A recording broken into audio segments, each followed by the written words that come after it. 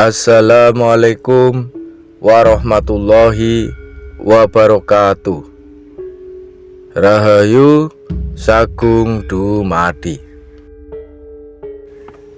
Adapun kerajaan Majapahit waktu itu dipimpin oleh Raja Tribhuwana Tunggadewi dengan patihnya yang paling terkenal dengan Sumpah Palapanya. Pada waktu itu Majapahit berusaha untuk menaklukkan Bali dengan mengirimkan pasukan tempurnya. Karena kehebatan Patih Gebo Iwa dapat menahan serbuan pasukan Majapahit yang hendak menaklukkan Bali. Semua kapal-kapal perang Majapahit ditenggelamkan selagi berada di Selat Bali.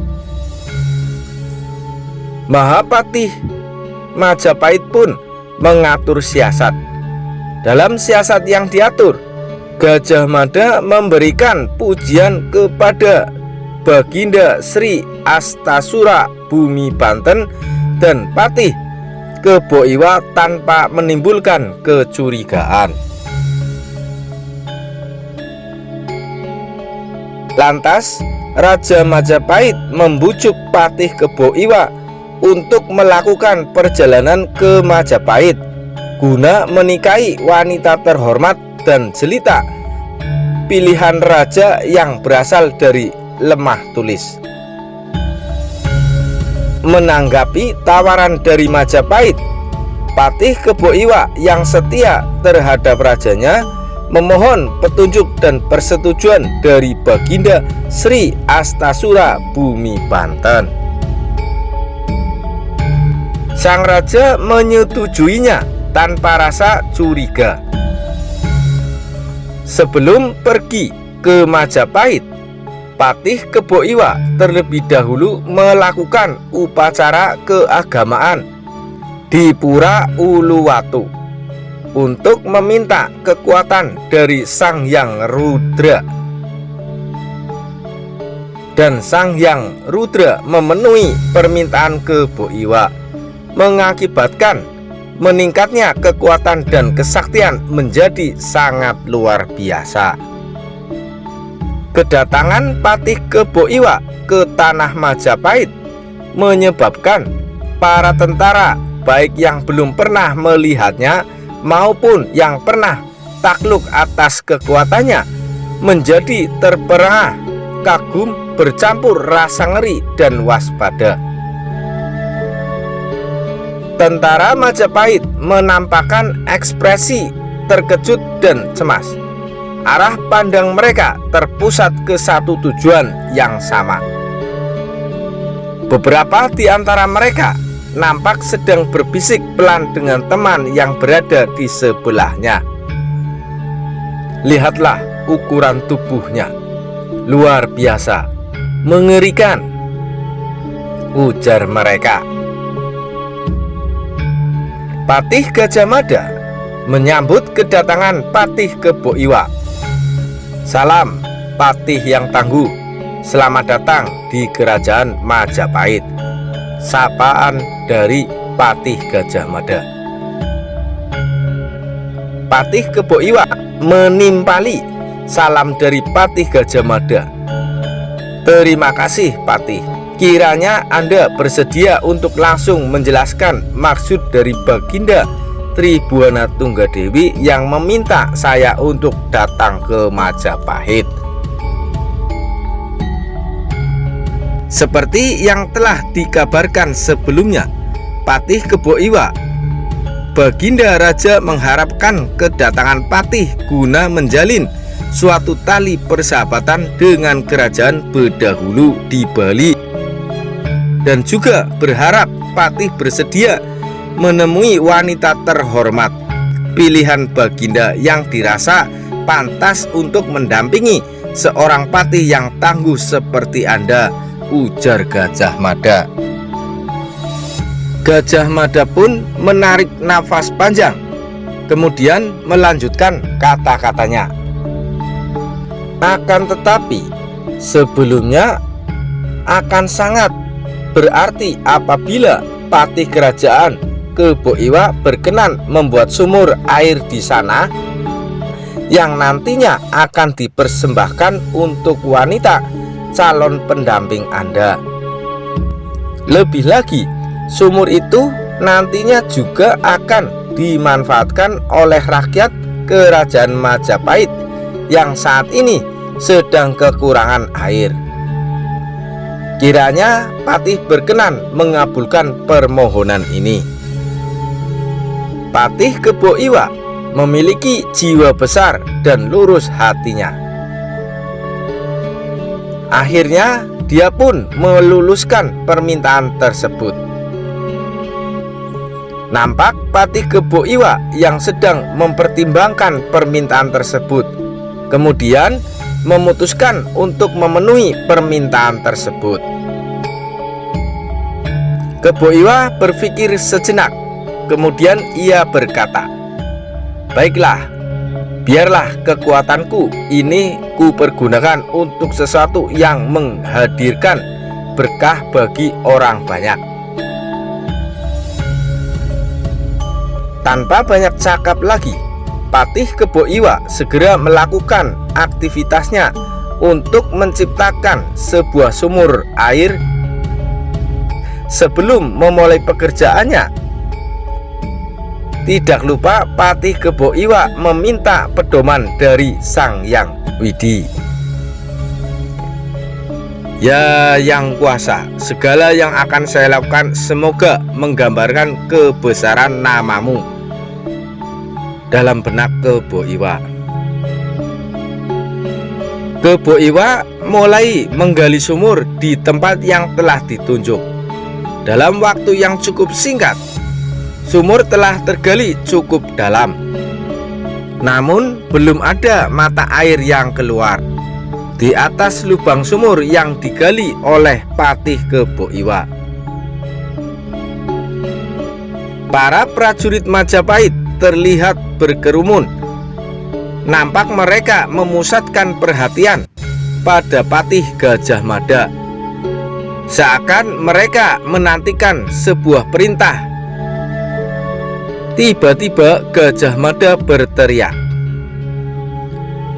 "Timbun dia dengan batu!" Seketika itu juga para prajurit menimbun kembali lubang sumur yang sedang dibuat, dengan patih Kebo Iwa berada di dalamnya. Para prajurit menimbun lubang sumur dengan batu hasil galian itu sendiri. Nampak Kebo Iwa sangat terkejut dan berusaha menahan jatuhnya batu. Dalam waktu singkat, lubang sumur itu pun tertutup rapat, mengubur seseorang pahlawan besar di dalamnya. Patih Gajah Mada yang berbicara kepada prajuritnya, "Sungguh amat disayangkan seorang pahlawan besar seperti dia harus mengalami ini. Namun hal ini terpaksa harus dilakukan agar Nusantara ini dapat dipersatukan. Dengan ini kerajaan Bali akan menjadi bagian dari Majapahit." Belum, Bali masih tetap merdeka karena napasku masih berhembus. Tiba-tiba Kebo Iwa berteriak. Batu-batu yang ditimbunkan melesat kembali ke angkasa, dibarengi dengan teriakan prajurit Majapahit yang terhempas batu. Dari dalam sumur keluarlah patih Kebo Iwa yang ternyata masih terlalu kuat untuk dikalahkan patih Gajah Mada. Gajah Mada pun terkejut menyaksikan patih Kebo Iwa yang masih perkasa dan beranjak keluar dari lubang sumur. Dan pembalasan adalah apa yang kutuntut dari sebuah pengkhianatan, Kebo Iwa pun berkata. Patih Kebo Iwa menyerang patih Gajah Mada. Kemarahan dan dendam mewarnai pertempuran. Akibat amarah dan dendam yang dirasakan oleh Patih Kebo Iwa, pertempuran berlangsung sengit selama beberapa waktu. Di sela-sela saling serang, Gajah Mada berteriak,